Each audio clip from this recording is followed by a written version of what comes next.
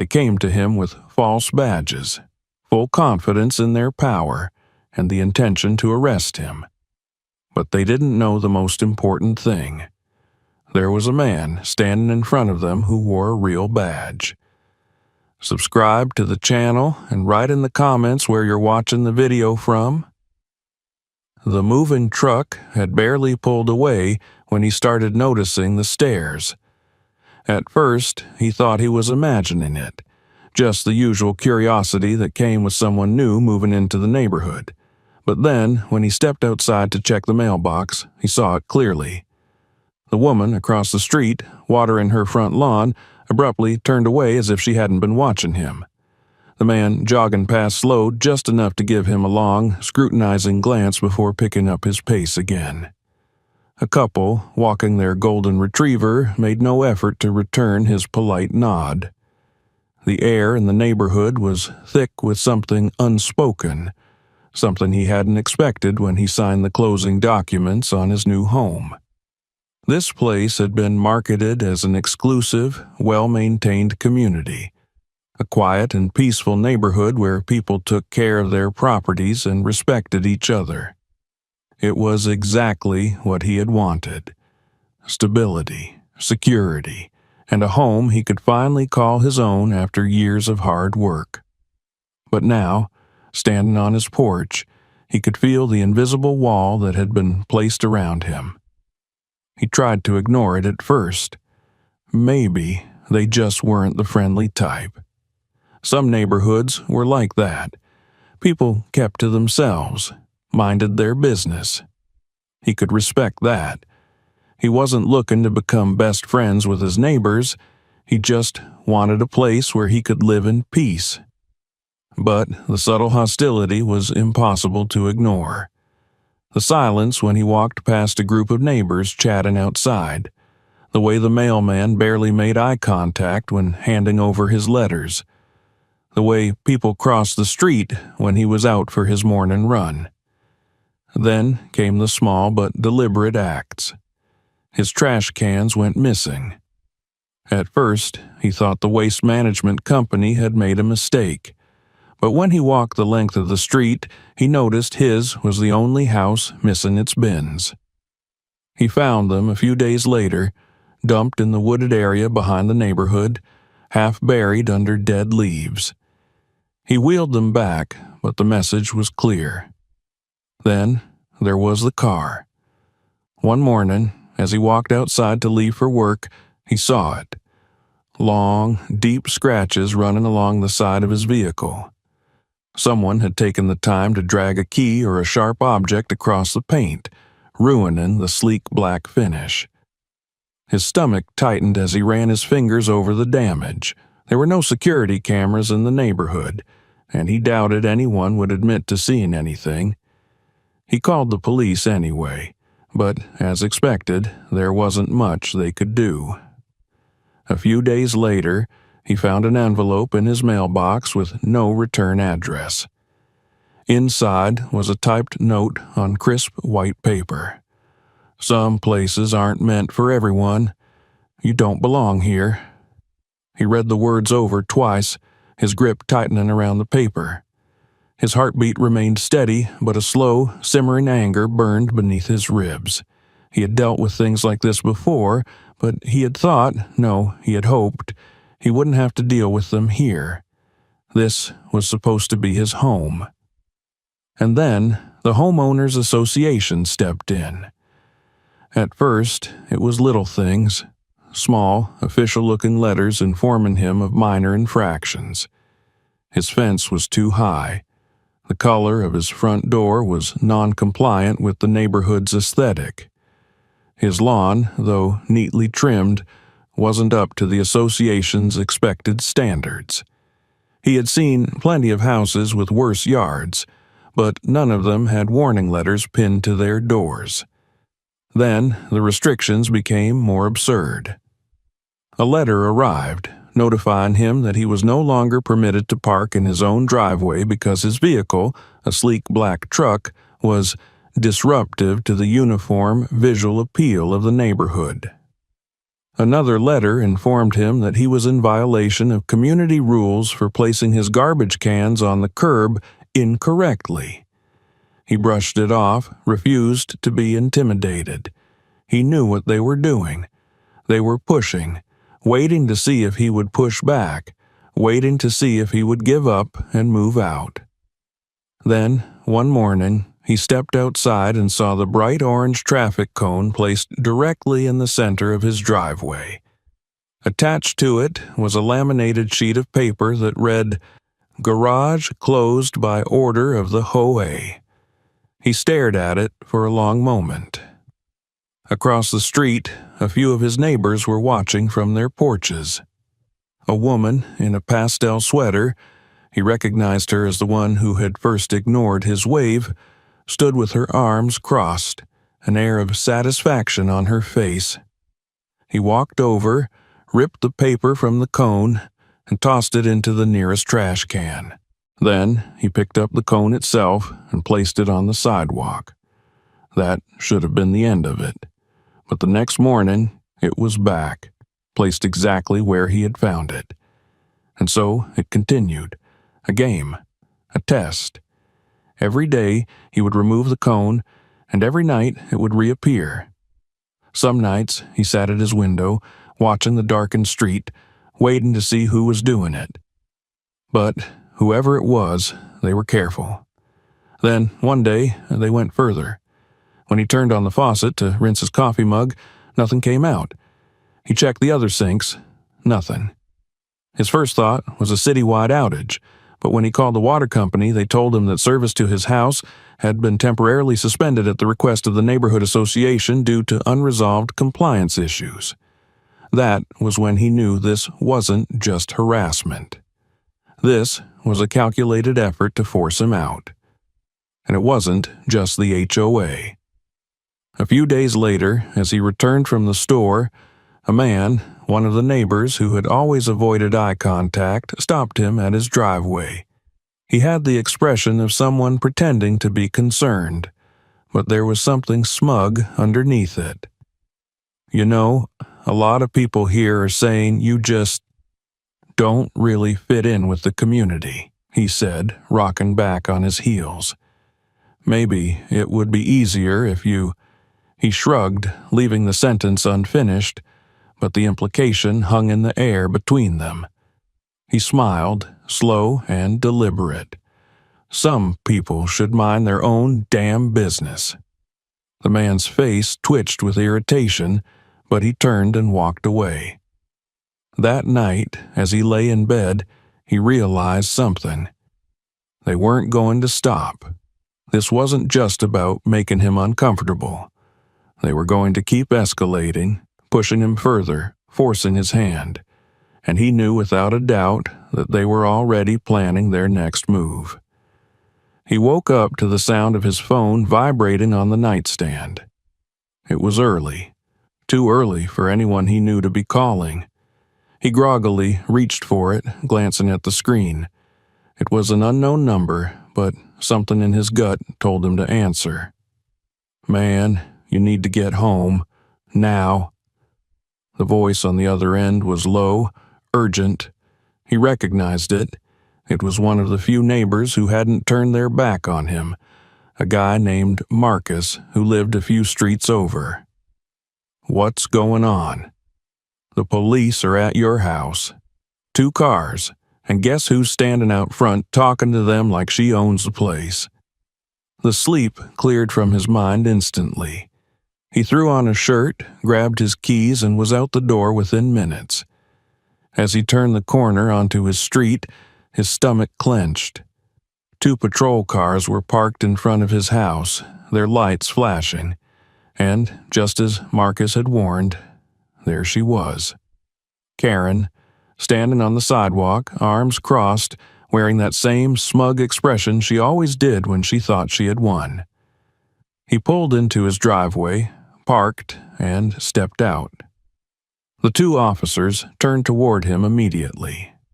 He could tell from their body language that they weren't aggressive, weren't ready to escalate things, but they were cautious. They had been called here for something serious. The taller officer, the one with the notepad in hand, spoke first. "Sir, we received a report of suspicious activity involving a firearm at this residence." He exhaled slowly, keeping his expression neutral. He had been expecting something like this, but the fact that they had gone straight to fabricating a weapons complaint meant they were getting desperate. He turned his head just enough to look at Karen. She was playing her role well, looking at the officers with a mixture of concern and determination. If he hadn't known better, he might have even believed she was genuinely afraid. "I bet the report came from this lady right here," he said, keeping his voice calm. Karen gasped, putting a hand on her chest as if she had just been insulted. "I only reported what I heard. Some people saw suspicious movements around your property and got worried. I was just being a responsible neighbor." The officers exchanged glances. They were already tired of this. He could see it in the way their shoulders sagged slightly, in the way the one with the notepad barely even pretended to be writing anything down. This wasn't the first time they had been dragged into HOA drama, and it wouldn't be the last. The second officer, younger, clearly wanting to wrap things up, sighed. "Since there's no real threat, we're going to register this as a false alarm. But just for the record, ma'am." He turned toward Karen, his tone just a little sharper now. "Making false reports can lead to legal consequences." For the first time since he had met her, Karen looked genuinely nervous. She opened her mouth to protest, but something in the way the officer was watching her made her hesitate. Instead, she just huffed, crossed her arms, and turned away. The officers left soon after, and Karen shot him one last glare before disappearing into her house. He stood in his driveway for a long moment, watching her door. He had won this round, but he knew it wasn't over. Karen wasn't the type to accept defeat. She would try again. She just had to figure out a new way to do it.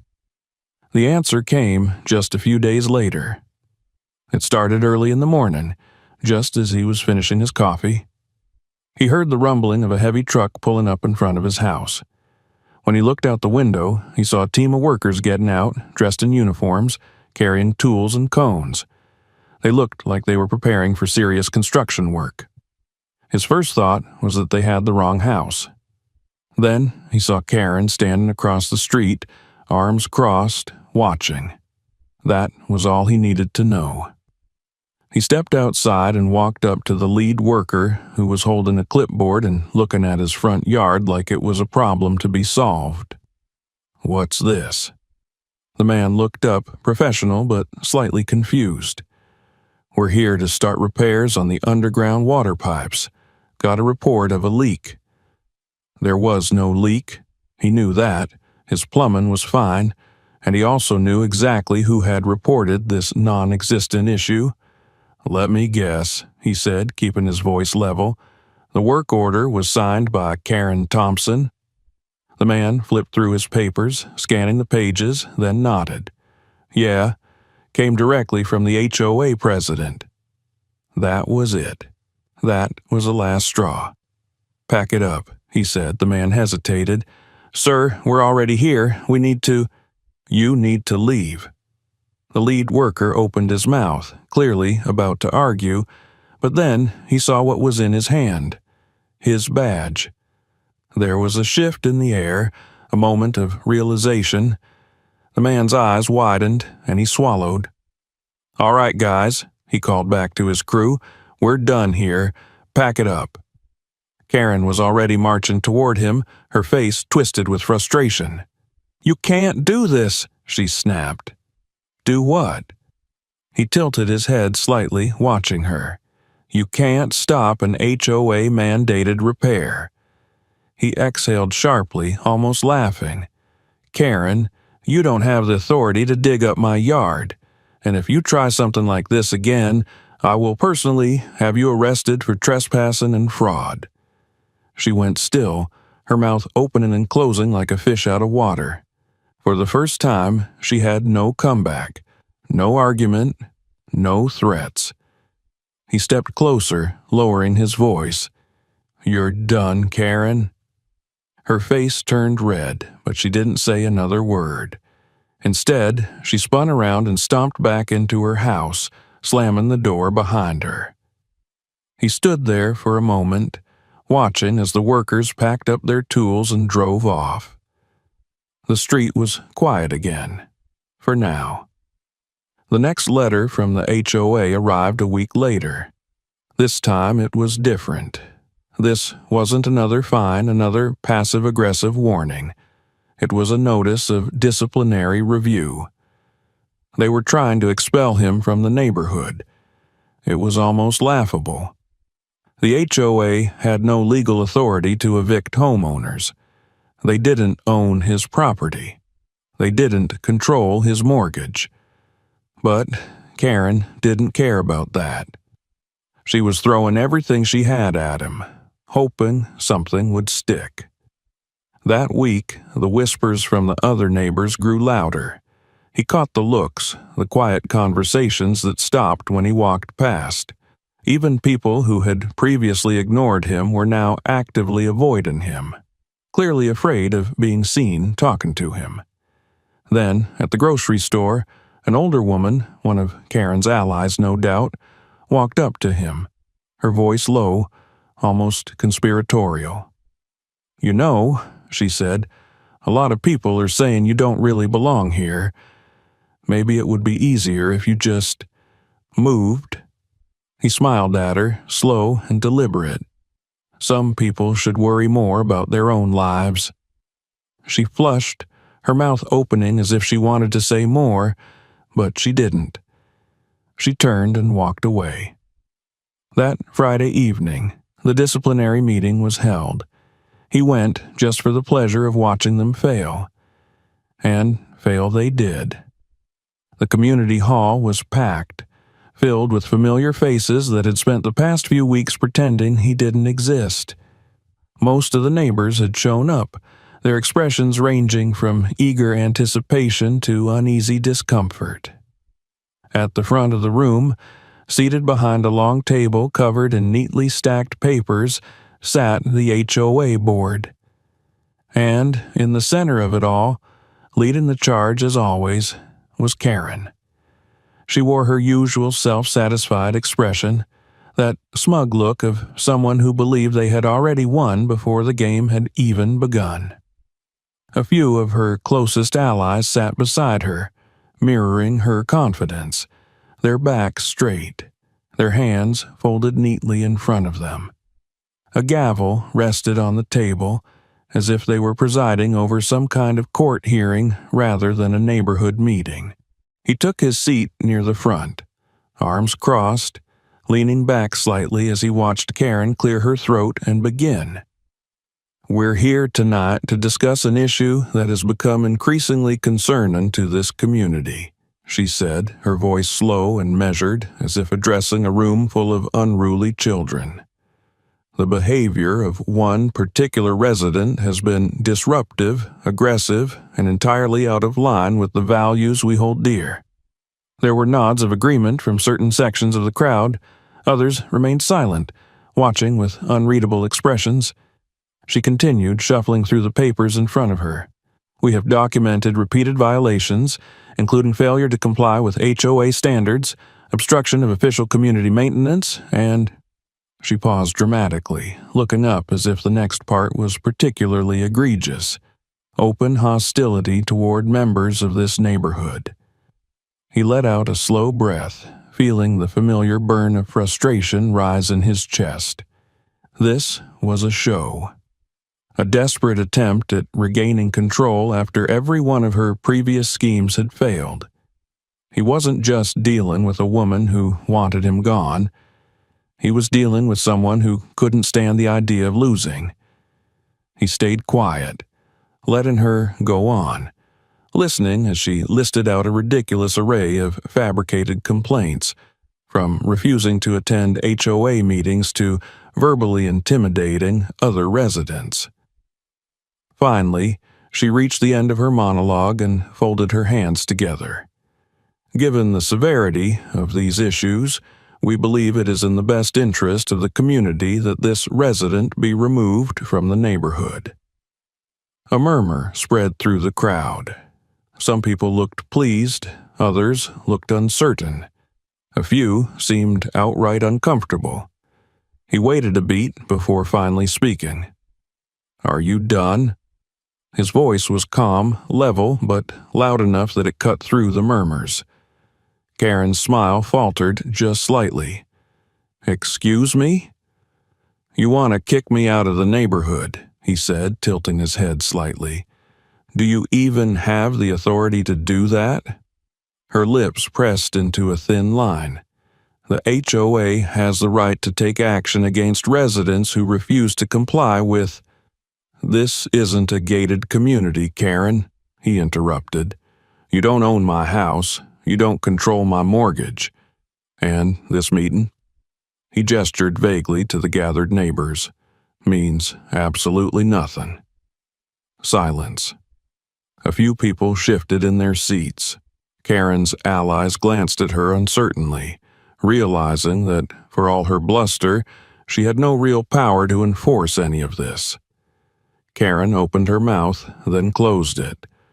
For the first time since he had moved in, she looked like she wasn't entirely sure what to say. Then, after a beat, she forced a laugh, shaking her head as if the entire conversation was beneath her. "This is absurd," she muttered. "You simply don't fit in with this community." He leaned forward slightly, his gaze locked onto hers. "Yeah?" He let the word hang in the air, drawing it out just enough to let the weight of it settle over the room.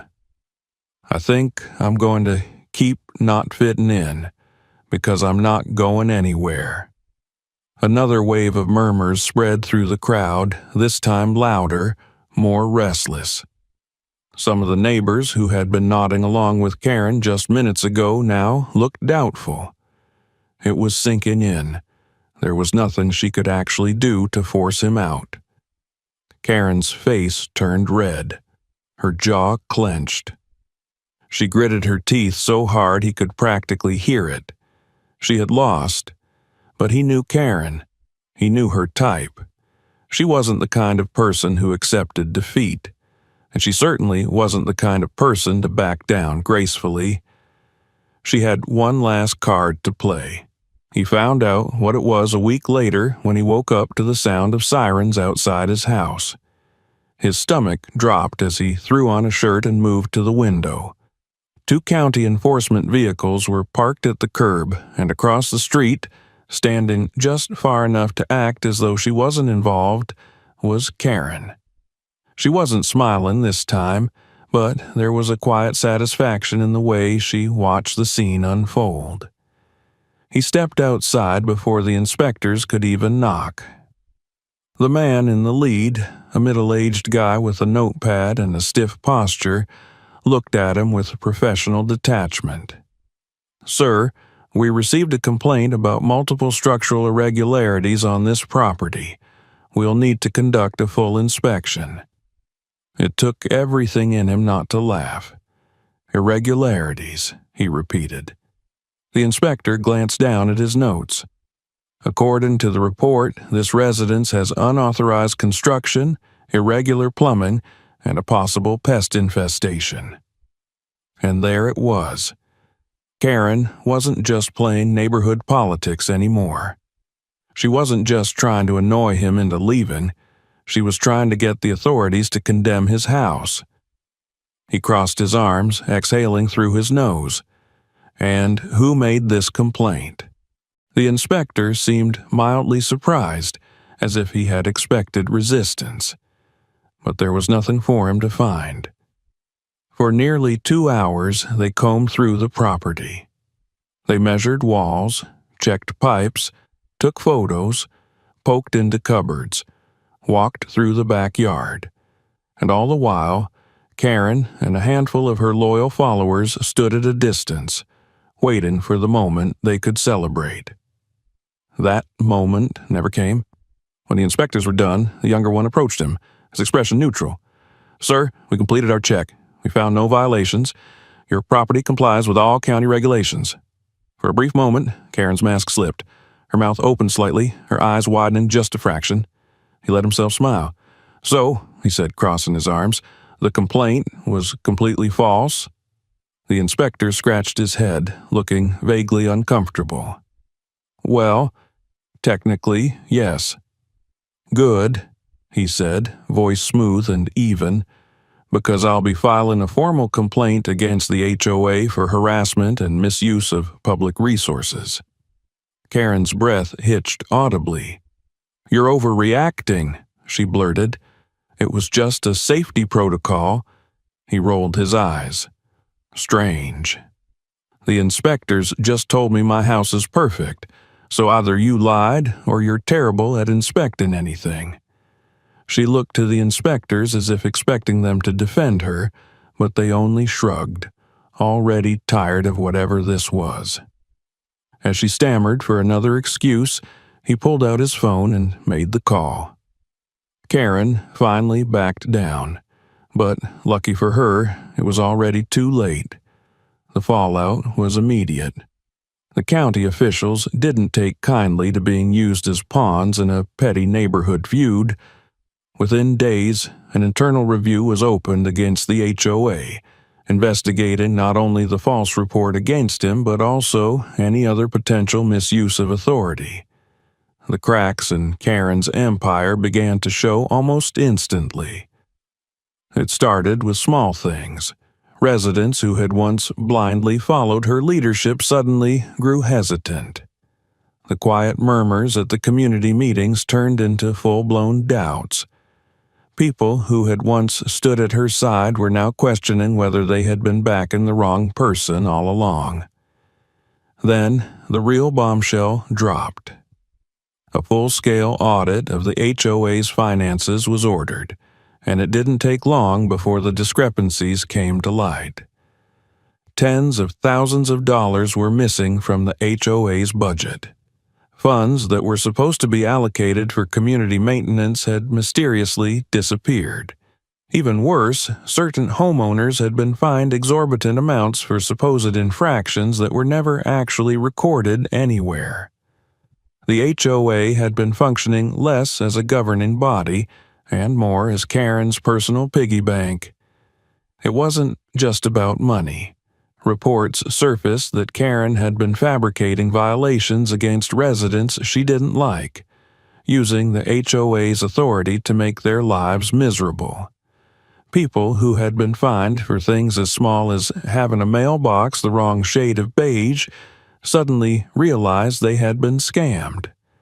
One by one, former allies began to turn on her, each distancing themselves as the investigation intensified. Karen, of course, fought back. She tried to dismiss it all as misunderstandings, as clerical errors. She blamed the HOA's treasurer, then the secretary, then anyone she could find to take the fall. But it was no use. The numbers didn't lie, and neither did the mounting complaints from residents who had once kept quiet out of fear of retaliation. An emergency community meeting was called to decide the fate of the HOA board. It was standing room only, with nearly every homeowner in attendance. Karen sat at the front, her face twisted into something between defiance and desperation. She still believed she could talk her way out of this.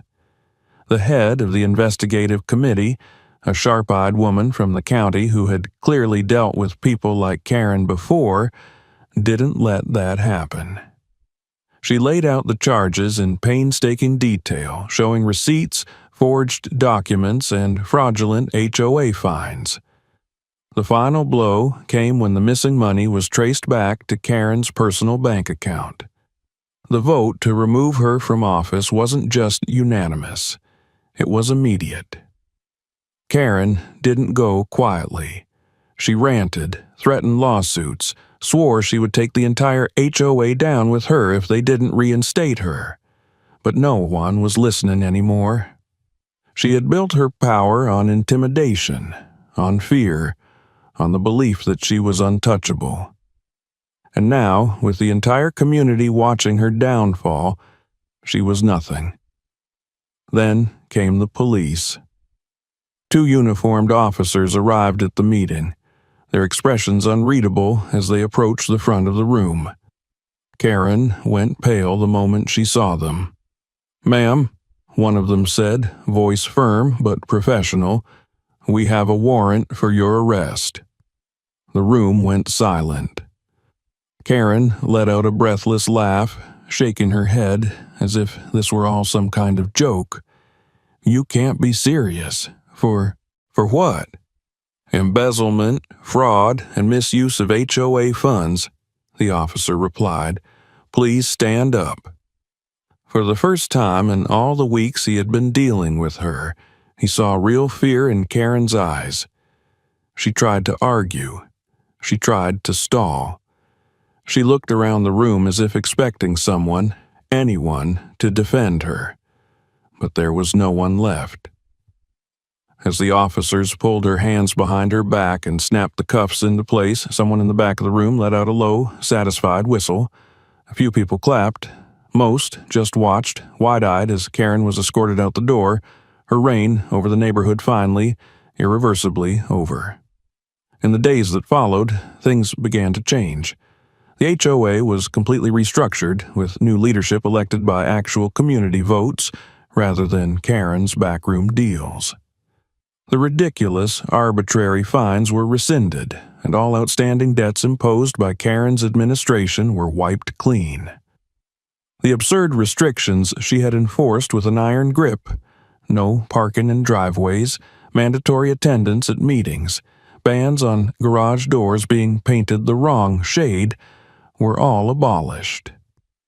The most surreal part was watching the neighborhood itself shift. People who had once ignored him, who had once gone out of their way to pretend he didn't exist, were suddenly making eye contact. Some even greeted him. Others looked embarrassed, as if realizing, far too late, that they had been complicit in something they now wished to distance themselves from. He didn't care about their guilt. He wasn't looking for apologies. What mattered was that Karen was gone. The final piece of closure came a few weeks later when he noticed the real estate sign in front of Karen's old house. For sale. She hadn't just been removed from the HOA. She had left entirely, whether by choice or by force. He didn't know where she had gone, and he didn't care. All that mattered was that she was no longer here, no longer poisoning the air of the neighborhood with her petty cruelty and unchecked control. One evening, as he walked down the street, he caught a glimpse of a few neighbors standing outside, chatting with one another. He could still feel the remnants of what had happened. There was an uneasiness in the air, a recognition that things had gone too far. But for the first time since moving in, he felt something close to peace. This was his home now. Not just a house, not just a place where he happened to live, but truly his home.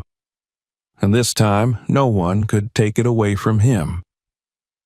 If you enjoyed this story, make sure to subscribe for more. Check out our other videos for more gripping stories, and don't forget to share this video with your friends. Thanks for watching.